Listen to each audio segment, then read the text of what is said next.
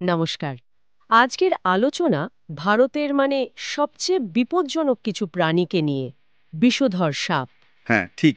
আমাদের হাতে একটা বেশ ইন্টারেস্টিং সূত্র আছে, ভারতের বিষধর সাপ, রহস্য ও প্রতিকার।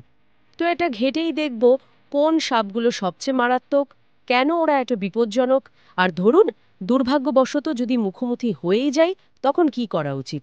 একদম। লক্ষ্যটা হলো এই প্রাণীগুলোর সম্পর্কে একটা পরিষ্কার ধারণা তৈরি করা, তাই তো? হ্যাঁ, একদম। কারণ ভয় পেলেই তো হবে না, জানতেও হবে। ঠিক। আর এই সূত্রটা প্রথমেই একটা দারুণ জিনিস বলছে, মানে ভারতে যে এত সাপের কামড়ে মৃত্যু হয়, তার বেশিরভাগের জন্য দায়ী মাত্র 4টে প্রজাতি। এদের বিগ ফোর বলা হয়। ও আচ্ছা, মাত্র 4টে? হ্যাঁ, আর আশ্চর্যের ব্যাপার কি জানেন? এরা কিন্তু খুব বিরল নয়। আমাদের আশেপাশেই থাকে। লোকালয়ের কাছাকাছিই দেখা যায়। তাহলে তো এদের দিয়ে শুরু করা যাক। এই বিগ ফোর, প্রথমে কার নাম আসছে? গোখরো নিশ্চয়ই, ওই ফনাতোলা। ঠিক ধরেছেন। গোখরো বা ইন্ডিয়ান কোবরা সবার চেনা। ফনাটা দেখলেই বোঝা যায়। এর বিষটা হচ্ছে নিউরোটক্সিক, আর শেষ পর্যন্ত শ্বাস বন্ধ হয়ে মৃত্যুও ঘটে। বাবা, পুরাণে এত সম্মান, কিন্তু বাস্তবে সাক্ষাৎ মানেই তো ভয়ঙ্কর বিপদ।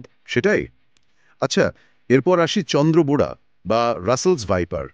এর ব্যাপারটা আবার পুরো অন্যরকম। অন্যরকম মানে? মানে গোখরোর বিষ স্নায়ুতে কাজ করে, আর এর বিষটা হলো হিমোটক্সিক, রক্ত আর টিস্যুর ওপর কাজ করে। ও, সূত্র কি বলছে এর ব্যাপারে? বলছে যে এটা আকারে বেশ বড়সড়, আর এর বিষ রক্তকণিকা, টিস্যু এগুলো সব নষ্ট করে দেয়। রক্ত জমাট বাঁধিয়ে দিতে পারে, এমনকি কিডনি ফেলিওর পর্যন্ত হতে পারে। সর্বনাশ! এর কোনো চেনার উপায়, আওয়াজ টাওয়াজ? হ্যাঁ, খুব জোরে হিসিস শব্দ করে আক্রমণের আগে একটা ওয়ার্নিং বলা যেতে পারে। হুম, ভাবলেই কেমন লাগছে। আচ্ছা, 3 নম্বরে কে? কালাজ, হ্যাঁ। কমন ক্রেইট বা কালাজ। এটার ব্যাপারে যা লেখা আছে সেটা একটু গা ছমছমে। কেন, কি রকম? এটা মূলত নিশাচর, রাতেই বেরোয়, আর প্রায়শই ঘুমের মধ্যে কামড়ায় নিঃশব্দে, পারে না। কিন্তু কয়েক ঘন্টা পর থেকে শ্বাসকষ্ট শুরু হয়। এর বিষ সাংঘাতিক তীব্র। হ্যাঁ, ব্যথা নেই অথচ এত মারাত্মক? এই দেরিতে লক্ষণ প্রকাশ পাওয়াটাই তো আসল বিপদ, তাই না? একদম। এটাই কালাজকে এত বিপজ্জনক করে তুলেছে। আচ্ছা, আর বিগ ফোরের শেষ সদস্য হলো ফুরসা বা স্কোয়েলড ভাইপার। ফুরসা, এটার বৈশিষ্ট্য কি?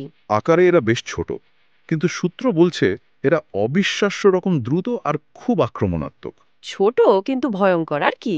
হ্যাঁ, অনেকটা তাই। আর আক্রমণের আগে এরা নিজেদের শরীরের আঁশগুলো ঘষে একটা করাতের মতো শব্দ তৈরি করে। এটাও এদের চেনার একটা উপায়। বাহ! তাহলে এই হলো বিগ ফোর: গোখরো, চন্দ্রাবোড়া, কালাচ আর ফুরসা। কিন্তু ভারতে তো আরো বিষধর সাপ আছে, তাই না? শুধু এই 4টেই তো নয়। না, না, অবশ্যই আরও আছে। যেমন ধরুন শঙ্খচূড় বা কিং কোবরা। নাম শোনেননি? হ্যাঁ হ্যাঁ, শুনেছি, খুব বিখ্যাত সাপ। এটা পৃথিবীর দীর্ঘতম বিষধর সাপ। তবে স্বস্তির বিষয় হলো এরা সাধারণত ঘন জঙ্গলে বা লোকালয় থেকে বেশ দূরেই থাকে। তাই এদের সাথে মানুষের সংঘাতটা তুলনামূলকভাবে কম। কিন্তু বিষ নিশ্চয়ই মারাত্মক। মারাত্মক মানে, বলা হয় এর বিষে একটা আস্ত হাতিও মারা যেতে পারে। ভাবা যায়। আচ্ছা, আর অন্য কোনো উল্লেখযোগ্য সাপ? আরও অনেক আছে। যেমন ধরুন হাম্বনোজ পিট ভাইপার, কোরাল স্নেক আছে, ব্যান্ডেড ক্রেট বা শাখামুটি। এদের প্রত্যেকেরই নিজস্ব ধরনের বিষ, নিজস্ব রাসায়নিক অস্ত্র রয়েছে। এই যে এত সাপের কথা শুনছি, কামড়ের পরিসংখ্যানটা তো তাহলে বেশ ভয়ের হবে।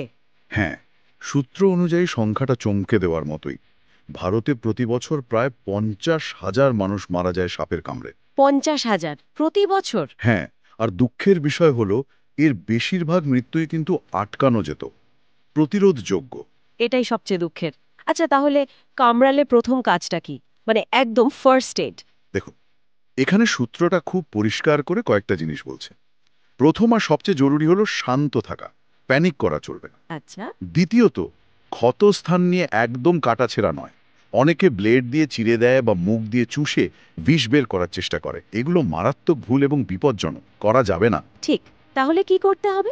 আক্রান্ত হাত বা পা, যে অংশে কামড়েছে, সেটা যতটা সম্ভব নাড়াচাড়া না করে স্থির রাখতে হবে। আর যত তাড়াতাড়ি সম্ভব রোগীকে হাসপাতালে নিয়ে যেতে হবে। কোনো ওঝা বা ঝাড়ফুঁকের চক্করে সময় নষ্ট করা যাবে না। আর হাসপাতালে চিকিৎসাটা কি ওই অ্যান্টিভ্যানম? একদম। পলিভ্যালেন্ট অ্যান্টিভেনম এটাই মূল চিকিৎসা। এটা বেশিরভাগ কমন বিষধর সাপের বিষের বিরুদ্ধে কাজ করে। কারণ অনেক সময় তো বোঝা যায় না কোন সাপে কামড়েছে। তা ঠিক। কিন্তু এখানে সবচেয়ে গুরুত্বপূর্ণ বিষয় হলো সময়। Time is life.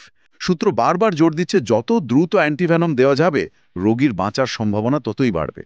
মানে 1 মিনিটও দেরি করা মানে জীবনের ঝুঁকি বেড়ে যাওয়া। ঠিক তাই। এই যে এতক্ষণ ধরে আমরা সাপদের ক্ষমতা, তাদের বিপদ নিয়ে কথা বললাম, এটাও তো মনে রাখা দরকার যে তারা শুধু ভিলেন নয়। খুব ভালো পয়েন্ট তুলেছেন। সূত্রটাও এই দিকটা মনে করিয়ে দেয়। সাপেরা আমাদের ইকোসিস্টেমের মানে বাস্তুতন্ত্রের একটা জরুরি অংশ। খাদ্য শৃঙ্খল বজায় রাখতে এদের ভূমিকা আছে। বরং আমরাই হয়তো ওদের বিরক্ত করছি, ওদের জায়গা কেড়ে নিচ্ছি। একদম। মানুষই এদের বাসস্থান নষ্ট করছে, এদের ভুল বুঝে, ফলে অনেক প্রজাতি আজ বিপন্ন। তাই এদেরকে সম্মান করা, এদের সম্পর্কে ঠিকঠাক জানা, আর যেখানে এদের থাকার সম্ভাবনা বেশি সেখানে একটু সতর্ক থাকা, এই দুটোই দরকার।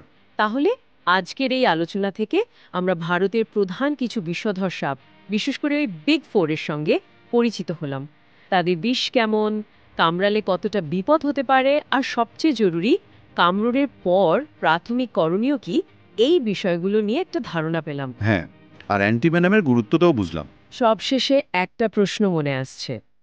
এই যে ভয়ঙ্কর অথচ সুন্দর প্রাণীগুলোর জগৎটা নিয়ে আমরা একটু জানলাম, এরপর থেকে কি আমাদের বাড়ির পাশের ঝোপঝাড় বা আপাত শান্ত দেখে নেওয়ালা বন্য জায়গাগুলোকে একটু অন্য চোখে দেখব? হুম, ভাবনার বিষয়। এই জ্ঞানটা কি প্রকৃতি আর আমাদের সহ অবস্থান নিয়ে আমাদের দৃষ্টিভঙ্গিতে কোনো বদল আনে? প্রশ্নটা রইল।